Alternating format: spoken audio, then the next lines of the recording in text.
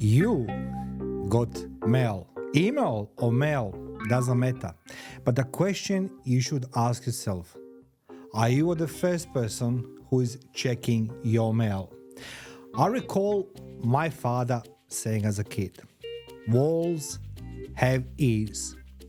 This was not in reference to secret police spying on everyone and each citizen. Rather, it was in reference to your own neighbor spying on you. Later, when I applied to join the military school, which was then high school, my grandfather took me for a long stroll. And let me tell you, he was a scary guy for many. After all, he was the number 2 boss of the secret police intelligence service in ex-Yugoslavia, as I discovered when the war broke out 5 years later. He informed me that I should stop mailing mail, sending postcards, and doing anything else with that mail right now. Well, I questioned him. Why is that? And as you may recall, there was no email, Tinder, LinkedIn, or Facebook in 1986. Then we used mail. And what my grandfather told me, he simply stated that they see all and they read all. And that anyone who believes they are foolish for writing codes or foreign phrases is mistaken. So in 1987, I was told the same thing when I joined to military school.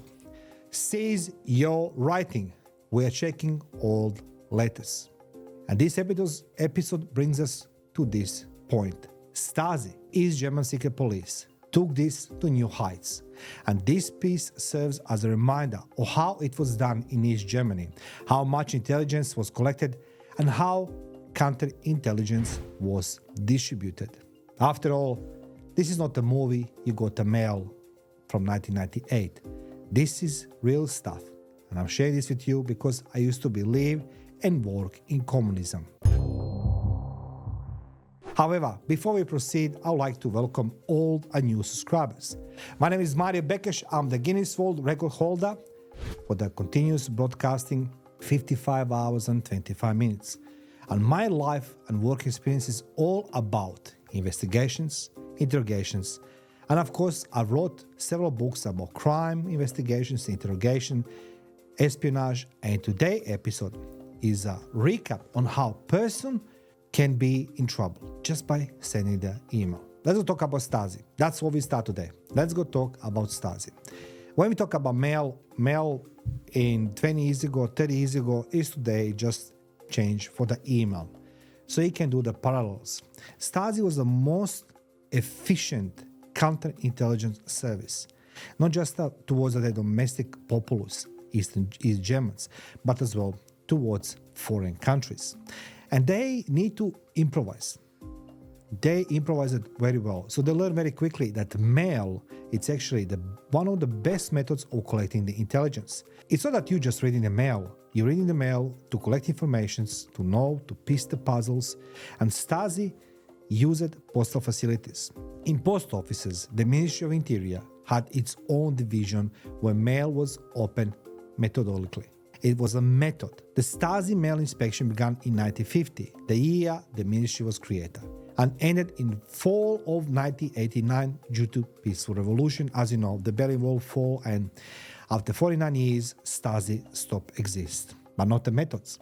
Full-time in GDR letter distribution offices known as a Stele 12, STASI employees sorted the letters based on specific criteria. Which brings me now to just to share with you something very, very important. Catalog and cataloging things, it's very important. So you have a catalog of the person, of the items, and same goes for the crime. The crime can be done by geographical position, by the method, by the type of person, by the time of the day or night. Same goes for intelligence. So what they done, they created specific criteria. And I do remember when I was working in intelligence services, the old system in library, you come in library, you borrow the book, and the lady, she take from book the card, and she stamp and put back into the drawer. Same things was done in STASI. So that just to try to illustrate for you how it's been done. Cataloging things is very important because that way you know how to connect dots when something happened. Let's go back to the STASI. So they done based on specific criteria. Sorted goods were couriered to the STASI office buildings and opened with a steam because the letters. Once upon a time, you need to lick it, fold it, and glue it. The data was sent via letters has most likely been removed, and any questionable content has been copied or even maintained in the original. Foreign currency was also earned by the Ministry of Foreign Affairs, which garnered 32.8 million marks between January 1984 and November 1989. 1989, in 5 years. However, during this period, money was stolen and letters were destroyed. Well, even the secret agents of Stasi needs the money. Original letters from seized mail are still available today as a part of national security files on the sender or receiver in question. When mail was opened discreetly and used against the sender or recipient in court, a type of some pseudo-legality emerged. In a forged letter, Deutsche Post told the affected parties that their letters has been held up due to alleged violation of postal regulations. And then you're wondering, okay, what's the regulations? What are violated? Parcels were also searched and some items seized, including radio cassettes and recorded music, which were unlocked and occasionally used to record intercepted phone conversation with the help of the customs Stasi agents stationed there. In general, postal inspections delay were limited to 12 hours, so it don't raise suspicions. Deutsche Post might then begin delivering letters on a regular basis. In the case that shipment were considerably delayed, the postmark date was hidden. They used to be them doing the stamps on a postmark, so you know when was received. Then Stasi started something called Department M. Department M employees replaced the envelopes, franking them as necessary, and carefully sealed the unsealed letters. As a result, a worldwide stamp collection was specifically constructed.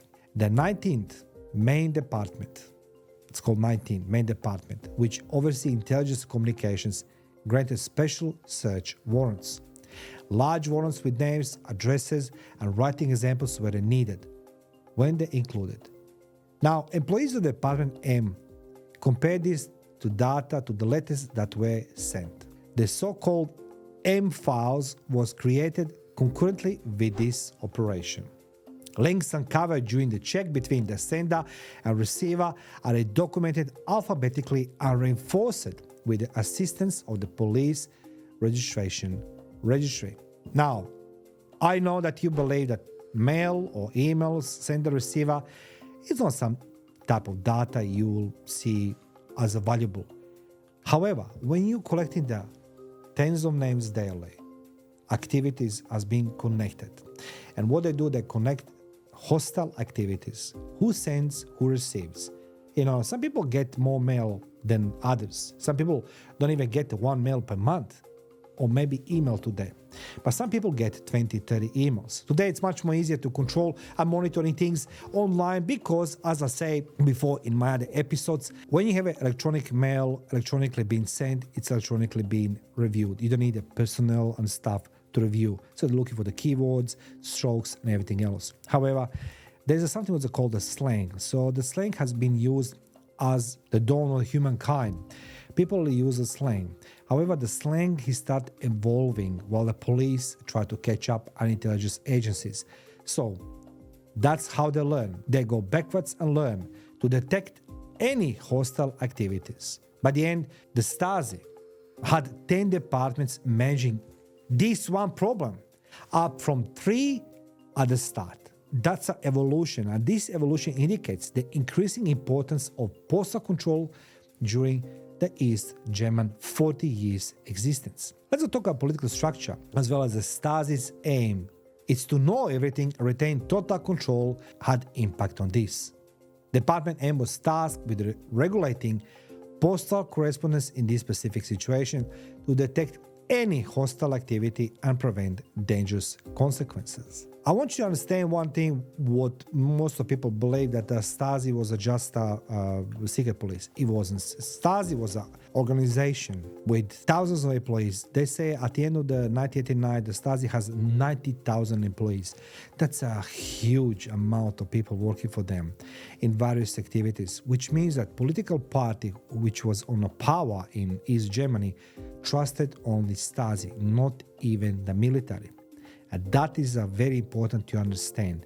Stasi had fingers in every aspect of society, that that department M was talking to the postal officers and postal head office to make new regulations. Now, their output was significantly limited during the popular uprising of 1953. That's correct, they have an uprising. The construction of East Berlin Wall in 1961, and then Dente policy in the late 1960s. During the 1950s, Department M postal inspection activities were initially focused on three goals. They have three goals. Number one is to seek documents critical to the East Germany in West Germany and West Germany Republic, documenting the overall mood of the East German population, and then detecting attempted escape from the East Germany. When we talk about mood, today we have the internet and people click the things, they're monitoring. It's, as I say, it's automated process. What most time you spend time on your websites, what content you're looking. Sometimes I think myself that they listening all conversation, because if I talk to you today about Stasi, somehow Stasi appears on my phone. I don't know how. But one thing I want you to learn in what Germans are good, that is to registering the mood of the population. Before the Germany was being East and West, was a one Germany, and there was a guy called Goebbels. Goebbels was a minister of propaganda and culture and information. He was a guy who was controlling information visually, written and orally, verbally. So what he was doing during the Second World War, particularly in 30s and then later 40s, he will send his agents in cinemas, because the cinemas was then used as we today have TVs, but then cinema was doing the newsreels for the people. And agents will listen and observe how the people reacting on different news, and they will then altering how to create a better mood of the German population, particularly during the war when the Germans were heavily bombed by the British and Americans. The Americans and the British particularly hoped they're going to break morale, but then morale was not broken, because you know why? Because the Goebbels saw and heard what's happening. And the best thing it is when the people sitting together and watching the news. Back to Stasi. So in the 1960s, technical tool development, intelligence analysis and operational activity all become more essential. Of course, we need to analyze more data, and we need to be more proactive, so operational activities become essential. During the 1970s, Department M's work was shaped by the Greater East-West exchanges. What that means was more mail coming from the west to east and from east to west. Postal surveillance was geared toward discovering negative or hostile influences from the west, notably escaped and immigration movements. The management system's effectiveness was improved further by utilizing new technology solutions. Due to improvement and transfer of duty for postal and custom investigations, in 1980s, Department M was tasked to manage complex postal inspections. So they have employees of the Stasi working to do postal inspections. The fact that the department has been overseen by the district since 1982 demonstrates its growing importance. The gentleman called Erich Mielke, he was a minister, who was responsible for his own management, Stasi. From the beginning of the 1989 to the end, 4 officers who began their career in Stasi in 1950-1951 managed Department M. His name is Major General Rudi Strobel, founded Department M and oversaw it for nearly 25 years, from 1965 to 1989. And as you can see, the people in Stasi didn't move around very often. In Eastern countries, Eastern Bloc, when you get a job, you stay on a job. There's a reason why. From a few dozen in 1950, the number of Stasi workers performing postal inspections climbed to almost 2,200 in East Germany by 1989. Department M at other services employed 639 people in 1953, and their workforce grew to over 900 individuals by start 1970s, and then to 1,200 in 1980s, and the most significant increase occurred between 1983 and 1984, when male custom investigation were placed under Department M. And as I said this before, the reason for that's very simple. Quite often you can hear the people saying they escaped from the communism in 80s. That's a rubbish. I tell you why is that rubbish. Because something was appearing on horizon. America got a president who was a cowboy in the movies, but he was a cowboy. His name was Ronald Reagan. And I do remember in my induction in little communist party, as all we did, we were told that Americans have something was called the Pizza Hut. Yeah, Gorbachev tried. Joke on the side. Pizza Hut was being introduced to the Gorbachev during the meeting. But what did happen?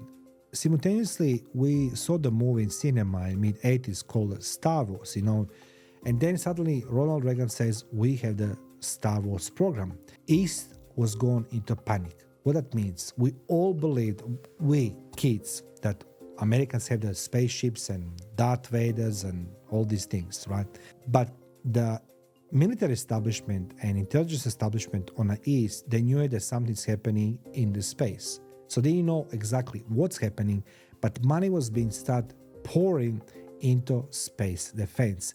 Henceforth, why the East will start doing worse and worse. And in that aspect, they start opening door to people get out from the East towards the West to make the burden easier for them on economy.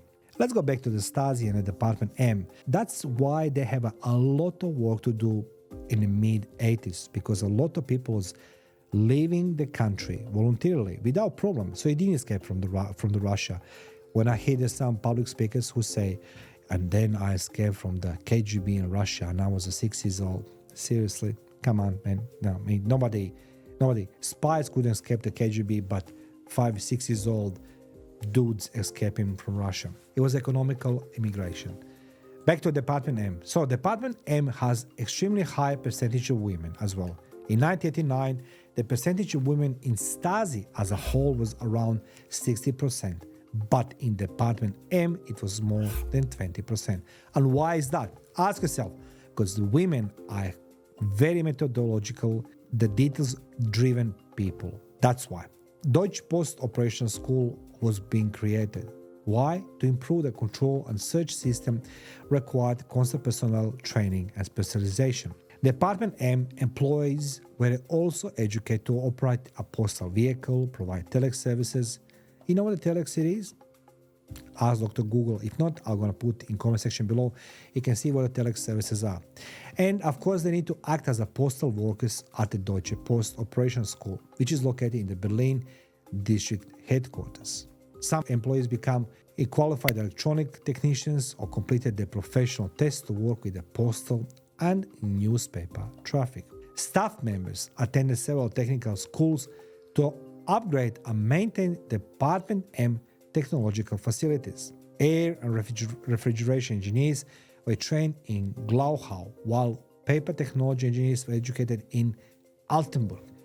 Deutsche Post ran a technical school in Leipzig, where Stasi employees were trained as a postal and the newspaper engineers. Additional courses were taken at other colleges and universities, such as the Engineering College for Device, listen to this, Engineering College for Device Technology in Dresden, Engineering College for Device Technology. Then we have the Humboldt University of Berlin for Criminology, and then the Karl Marx University of Leipzig for Physics, and Economic University of the Berlin Karlsruhe. That's some of the schools which they are combined in how to run better mail control. Now, it was planned that mail from other countries will be available in Russian, English, French, and starting in 1980, Polish. Why the Polish? Because Polish have the uprising, and then the 1980 General Jaruzelski crushed uprising and